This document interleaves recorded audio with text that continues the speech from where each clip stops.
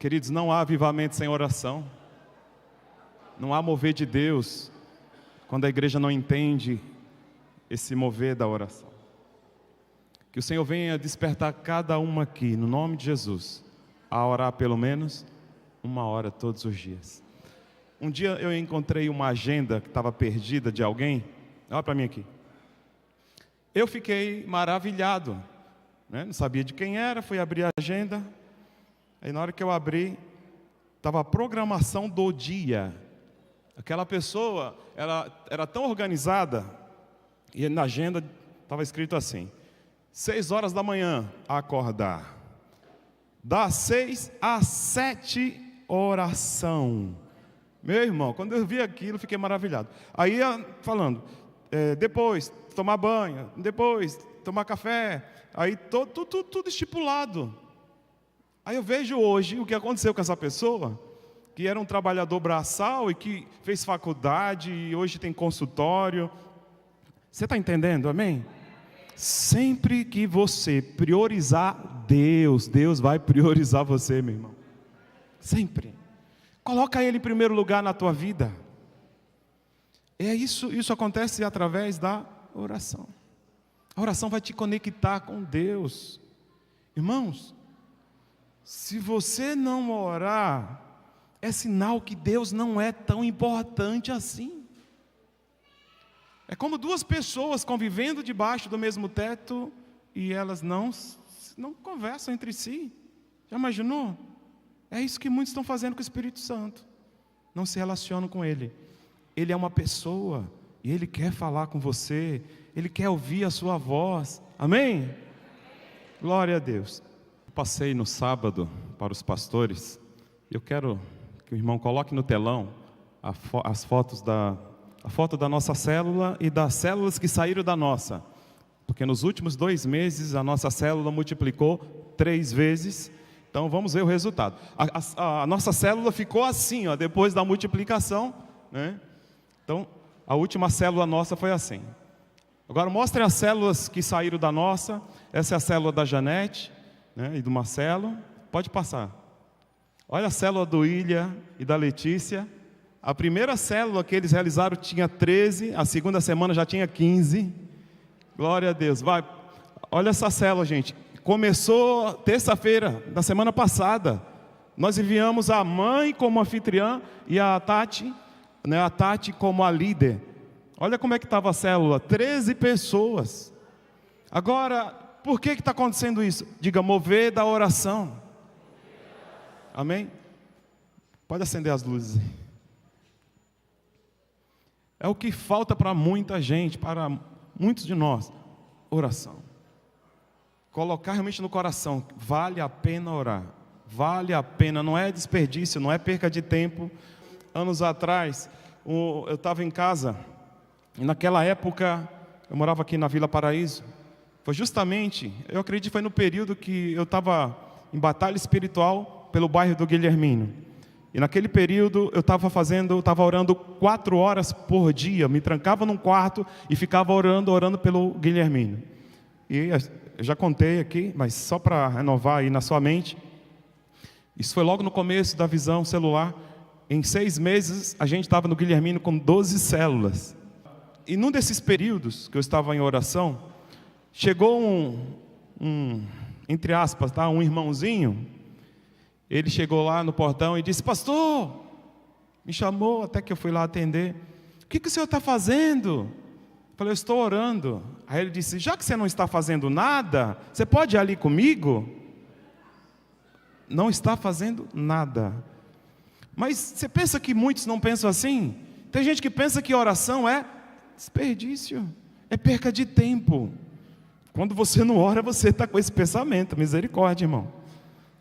Quem está entendendo diz amém. Amém. Glória a Deus. Abra a palavra do Eterno, Lucas capítulo 5, a partir do 27. O 27 diz assim: passadas estas coisas, saindo, viu um publicano, chamado Levi, assentado na coletoria, e disse-lhe: segue-me. Ele se levantou e deixando tudo, o seguiu. Agora o 29. Então lhe ofereceu Levi um grande banquete, aonde? Em sua casa. E numerosos publicanos e outros estavam com eles à mesa. Os fariseus e os escribas murmuravam contra os discípulos de Jesus, perguntando: por que comeis e bebeis com os publicanos e pecadores? Respondeu-lhe Jesus: os sãos não precisam de médico, e sim os doentes. Não vim chamar justos, e sim pecadores ao arrependimento. Mas eu quero que você guarde no seu coração o versículo 29. Então lhe ofereceu Levi um grande banquete em sua casa. Numerosos publicanos e outros estavam com eles à mesa. Feche os teus olhos. Pai bendito, Pai de amor, no nome santo e poderoso de Jesus, aqui está a Tua palavra, Deus. Eu sei que a Tua palavra também, ó Pai, ela é importantíssima, ela faz queimar também o nosso coração. Sim, meu Deus, assim como a oração também gera incêndio, a Tua palavra, Senhor, ela inicia esse incêndio, e quando a gente coloca em prática, Senhor, orando, buscando a Tua presença, é inevitável a chegada deste avivamento pessoal, e consequentemente no coletivo, irá refletir a Tua glória, o Teu poder, o Teu mover. Pai, no nome de Jesus, fale com todos nós, que cada vida que entrou aqui possa receber a porção da Tua palavra, e que possa também sair deste lugar nesta noite com seu coração abrasado, queimando pela palavra do Senhor, no nome de Jesus. E quem crê, aplauda ao Senhor. Amém. Glória a Deus, glória a Deus. Obrigado por você ter vindo. Obrigado por você ter enfrentado uma noite fria, como hoje, para estar na casa de Deus, para buscar a presença do Eterno. Nós estamos falando das 12 casas que Jesus entrou. Diga comigo: Jesus em minha casa. Então, durante todo esse período, que nós estamos aqui nos reunindo aí nas segundas-feiras, hoje é a 4ª casa que nós estaremos trabalhando. A primeira casa foi a festa de casamento, lá em Caná da Galileia. Quando Jesus chegou ali, Ele pôde operar um grande milagre, transformando a água em vinho e impedindo que aquele casamento fosse um fracasso. A segunda casa que Jesus entrou foi a casa de Pedro, onde a sua sogra estava ardendo em febre. E ali falaram: Senhor, olha como ela está febril. E Jesus foi até ali a cama dela, e o Senhor a restaurou, e assim que ela foi restaurada, ela passou a servir. Então Jesus nos cura para nós servirmos. A terceira casa, Jesus, Ele entrou numa casa em Cafarnaum, e ali Ele estava ministrando. A multidão tomava todos os espaços, tinha gente em todos os cantos, e 4 amigos levaram um paralítico. É o papel da célula, levar as pessoas até a presença de Jesus. E não tinha como entrar, eles abriram o telhado e no centro da casa, onde Jesus estava, desceram a cama. Um grande desafio, ao ponto do Senhor dizer, a Bíblia vai dizer assim: e vendo-lhes a fé, Jesus viu a fé daqueles homens, e ali disse ao paralítico: levanta, toma o teu leito e anda. E hoje nós vamos falar sobre Jesus na casa de Levi. Diga: Jesus na casa de Levi. Glória a Deus. No início do seu ministério, Jesus, Ele começou a levantar os seus discípulos, aqueles que estariam mais próximos a Ele. Esses discípulos, depois, eles foram chamados de apóstolos. E entre eles, Levi, conhecido como Mateus. Muitos aqui conhecem mais Mateus, mas é a mesma pessoa. Levi trabalhava para o Império Romano. Ele era um coletor de impostos, chamado de publicano. Os publicanos, eles eram inimigos de Israel. Os próprios judeus odiavam, detestavam os publicanos, pois tiravam o dinheiro deles para dar para o inimigo, para Roma. E foi numa dessas situações, onde ele ficava ali sempre, ali em Cafarnaum, fazendo a cobrança, coletando impostos, que Jesus, ao passar naquela região, o olhar de Jesus, em meio a tantos ali, foi em direção a Levi. Olha a palavra de Jesus para aquele homem: segue-me. E a Bíblia vai dizer que imediatamente ele o seguiu. Agora, olha que coisa tremenda. Nós encontramos no ministério de Jesus alguém que era ligado ao Império Romano. E no mesmo ministério de Jesus, os 12 de Jesus, tinha um que fazia parte de um grupo que era oposição a Roma, né? Quando vai falar aí do Zelote, né?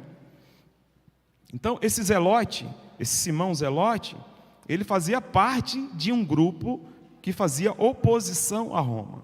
Então olha só, um trabalhava para Roma e o outro fazia oposição a Roma. E esses dois foram trabalhados pelo Senhor e se tornaram apóstolos. Amém? Olha o que Deus é capaz de fazer. Então, queridos, essa decisão de Levi não foi uma decisão fácil. Não pense você que uma pessoa que ganhava muito dinheiro, os cobradores de impostos, na sua maioria, grande maioria, eles eram ricos, pois eles eram desonestos. Sempre cobravam além, sempre cobravam a mais, né? Por isso mesmo eles também eram odiados, detestados. E Levi, ele teve que abrir mão daquele conforto, daquela vida que ele tinha, né, para seguir o Senhor. Então não pense você que seguir a Jesus, que ser discípulo de Jesus é fácil.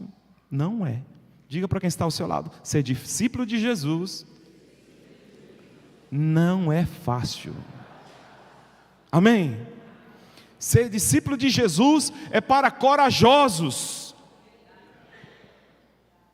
Porque quem é frouxo, quem é covarde, não vai querer ser discípulo de Jesus. É por isso que a palavra do Senhor, ela nos fala em Apocalipse 21, 8. Abra aí comigo.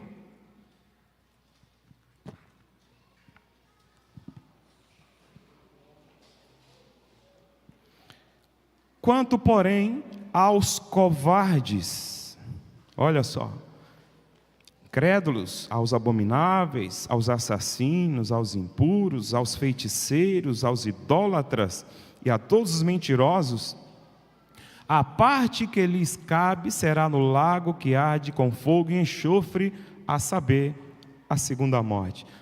Mas quem encabeça essa lista? Olha só, os covardes. Quanto, porém, aos covardes, sua parte será no lago de fogo e enxofre. Em algumas versões está tímidos. Não pense você que timidez, que a Bíblia está se referindo aqui, covardia, é a pessoa vir na frente e dar um testemunho: eu não tenho coragem. Não é isso. Não é isso. Timidez, covardia, está se referindo àqueles que não tiveram essa coragem de romper com o pecado, de romper com o mundo, não tiveram coragem de assumir que são de Jesus e abrir mão do sistema pecaminoso, terrível que há neste mundo. Então, covardia é isso. A pessoa prefere agradar os seus amigos do que agradar a Deus. É viver emaranhado com o pecado, com o mundo. E vem a palavra do Senhor, Jesus te chama para você ser um discípulo, para você ser um seguidor. Aí quando você diz assim: não vou não, porque senão, olha, vou entristecer meus amigos. É um covarde, é um frouxo. Agora, quando você toma essa decisão, tudo passa a mudar na sua vida. Levi, ele abre mão de todo o conforto que ele tinha, do dinheiro que ele arrecadava, do padrão que ele poderia desfrutar, que ele desfrutava, né? Ele abriu mão quando Jesus o chamou. Mas tem algo que me chama a atenção. Depois que ele abre o seu coração para Jesus, ele agora vai abrir a sua casa. Olha que tremendo. Quando uma pessoa de fato abrir o coração para Jesus, abrir a casa dela é uma consequência. Mas nem todo mundo quer abrir a casa dela para a evangelização, para que o nome de Jesus seja glorificado.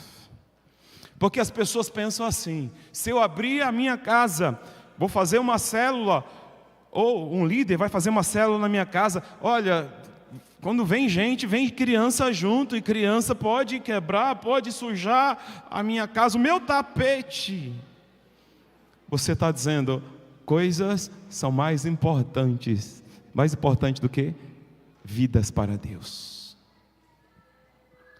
Meu irmão, há uma consequência quando nós abrimos de fato o nosso coração, que somos discípulos de Jesus.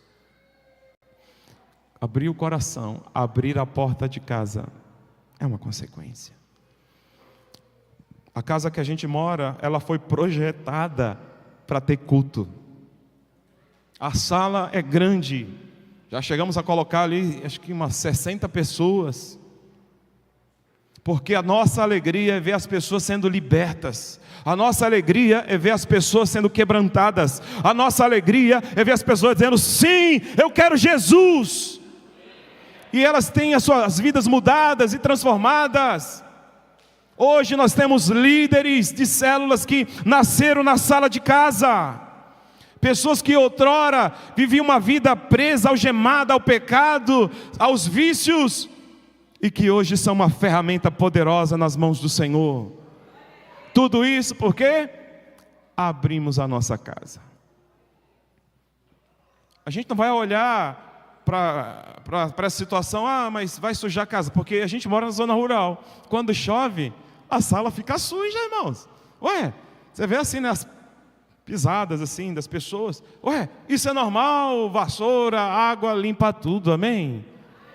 Mas eu sei de uma coisa, só o sangue de Jesus pode limpar o coração do homem. Não tem preço que pague isso. Amém? Glória a Deus.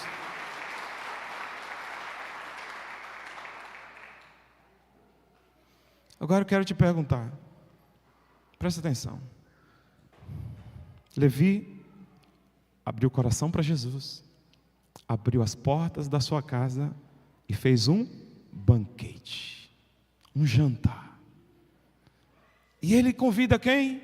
Os amigos, os cobradores de impostos. Irmãos, vamos conjecturar. Era como se ele estivesse dizendo assim, Jesus, eu vou trazer a minha ex-gangue, né? Eu vou trazer todos os outros ladrões. Estou conjecturando aqui, irmãos, misericórdia. Aí ele convida todos os cobradores, né, do convívio dele. Se você ler o texto, vai dizer assim, ó, numerosos, muitos cobradores de impostos, muitos publicanos, e também vieram muitos religiosos. Ele buscou uma estratégia, porque quem de fato abre o coração, abre a casa para Jesus, ele quer influenciar o quê? Pessoas. Ele quer colocar os seus amigos diante da pessoa bendita de Jesus. Ele colocou todos os cobradores de impostos, seus amigos, diante do Senhor. E eu acredito, a Bíblia não vai narrar isso, mas eu acredito que muitos deles se converteram. Se você ler o livro de Mateus, como ele era cobrador de impostos, ele vai dizer assim, ó, muitos publicanos passaram a seguir ao Senhor. Influência de quem? De Mateus, que é o mesmo Levi. Nós podemos influenciar muitas pessoas. O problema é que muitos não estão querendo o quê? Compromisso. Achando que vivendo um evangelho light já está tudo garantido. Não é assim, a Bíblia diz, aquele que perseverar até o fim. Você ama de fato a Jesus? Meu Deus, misericórdia. Você ama de fato ao Senhor Jesus? O que Jesus disse para Pedro? Pedro, tu me amas? Apacenta os meus cordeirinhos. Jesus falou 3 vezes: Pedro, tu me amas? Apacenta as minhas ovelhas. Pedro, tu me amas? Pedro, escute, igreja. A maneira que você tem de dizer: Jesus, eu te amo, é quando você passa a cuidar de gente. Jesus, Ele é a videira verdadeira e nós somos as varas. Ele limpa para que dê mais frutos, mas aquela que não está produzindo nada, Ele corta. Então, não queira correr esse risco de ser cortado, lançado fora. Passe a amar ao Senhor, passe a dedicar o seu tempo, passe a investir, horas buscando ao Senhor. Infelizmente, aqueles que não fazem nada são os que mais criticam e ainda chamam os outros de fanáticos, de religiosos. Queridos, ame a Jesus, se importe com pessoas. Quem ama Jesus ama, como Gilberto disse ontem aqui, quem ama a Deus de todo o coração deve também amar o seu próximo como a você mesmo. Quando a gente faz encontro com Deus, sempre a gente manda pessoas, nós que bancamos do nosso bolso. Eu sei que muitos aqui fazem isso também, porque eu sei o valor que tem uma vida. E quando essas pessoas voltam do encontro, como que elas retornam, como que elas chegam. Mas está faltando pessoas como Levi. Está faltando pessoas que, ao abrir o coração, abre a sua casa e chama os seus amigos. A célula ficou lotada, a casa ficou cheia. Se nós entendêssemos o amor que Deus tem pelas pessoas, você ia fazer muito mais do que você está fazendo. Você ia se importar muito mais do que você tem se importado. Quem aqui está orando? Escute, quem está orando com aquela fichinha lá com os nomes que você quer conquistar para Jesus? Faz assim. Amém. Você que ainda não está fazendo, faça. Porque através da sua oração, o Espírito Santo vai trabalhando nesses corações. E vai chegar o momento que você vai convidar essas pessoas para a sua célula. Amém? E depois que você orou, pagou o preço ali diante do Senhor, meu irmão, pode ter certeza, você vai ficar surpreso com aquilo que Deus vai fazer. Amém? Glória a Deus.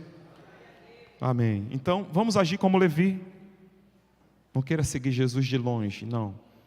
Siga Jesus de perto. Abra a sua casa. Convide os seus amigos. E deixe o Espírito Santo fazer o resto. Abra as portas da sua casa para Ele.